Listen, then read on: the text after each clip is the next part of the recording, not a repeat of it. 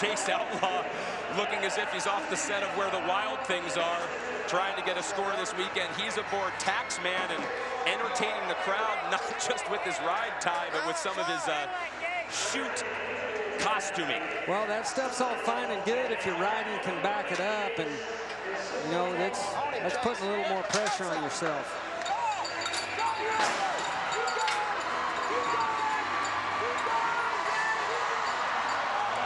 Outlaw lasts a little over 6 seconds. He'll leave Columbus with no scores.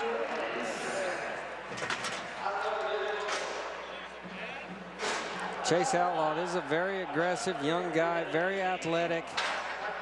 You know, he's looking good on this bull, but this bull has enough whip that it just keeps rocking his hips out of there and his shoulders out of there.